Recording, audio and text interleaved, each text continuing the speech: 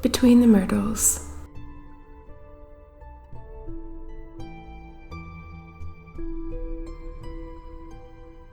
Chapter 3. Beatrice. So, a lot has happened since the last time I opened one of these things. I don't know if I can write it all down fast enough or clearly enough, but I'm gonna do my best. I don't know what to think, and since I have nothing but time here, it's time for me to stop moping and get to work.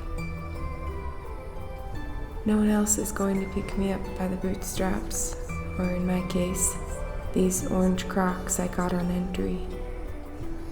If I can't find anyone to toss my 2 cents around with, Jerry's method will have to work. I'll tear up these pages into tiny pieces before I leave and flush them down the toilet.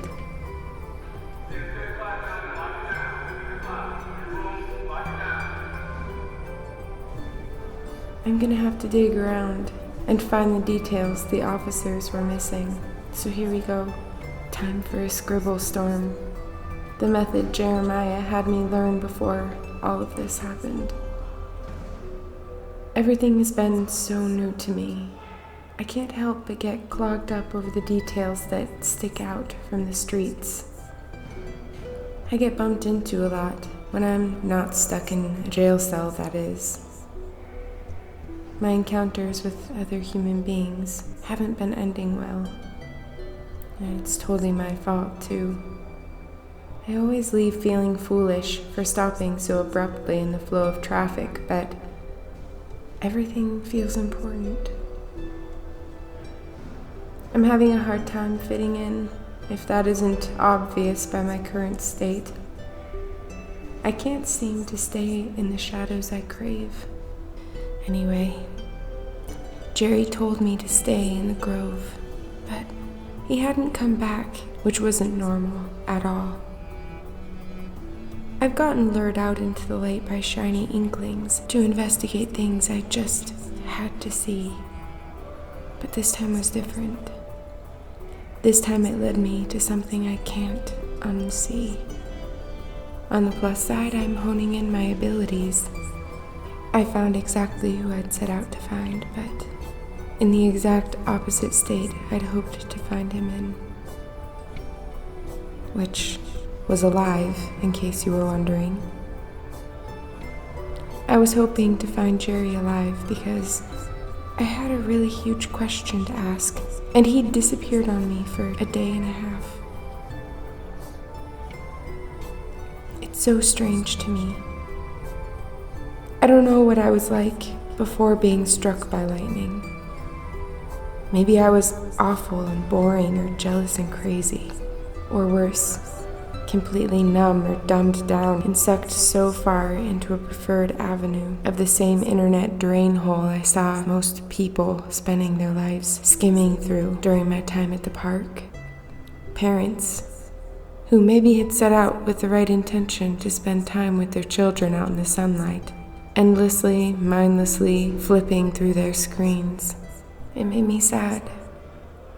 Right now, the only thing I can seem to put together properly is that I have an entire ecosystem inside of me, depending on me to make the best decisions possible. Since, say, a liver can't really hold a meeting and opt out of a mentality full of drinking problems or drugs. Jerry told me that one. He also said that it sure can show its resistance and become a real pain toward the end of its patience and life. I mean, come on. If ever there was an argument for this is why we don't have nice things, what he said really made sense to me. So maybe in a way it's a blessing in disguise that I don't remember who I used to be. I'm not really sure where that comes from, but apparently it's something they say, and it fits.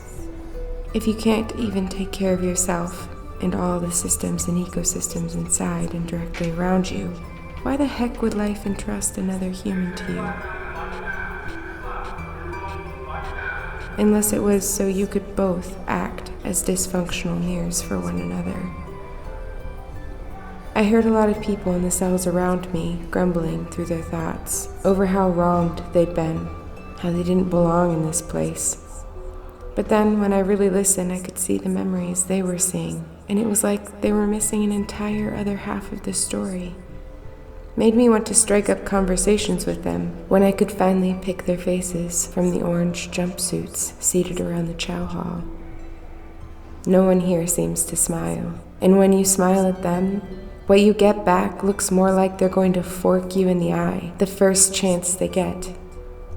I'm starting to learn that in some situations, my natural tendencies toward seeking further solution might be the death of me, the sword you live by. I'll keep mine holstered, for now. If life has shown me one thing, it's that it doesn't always work the way we think. If one system turns against another, chaos ensues. It's that simple. So if you have one subject, or system, or person, or group of people that has some way turned on itself, it should only be expected that the same behaviors will be offered to what they love most. If you can't love yourself for all your parts, you will never love outside of yourself fully either. Not until you realize the trend centers on one thing. Oh, the guard's walking toward my cell. I think they want to question me again. I'll write more later. To be continued.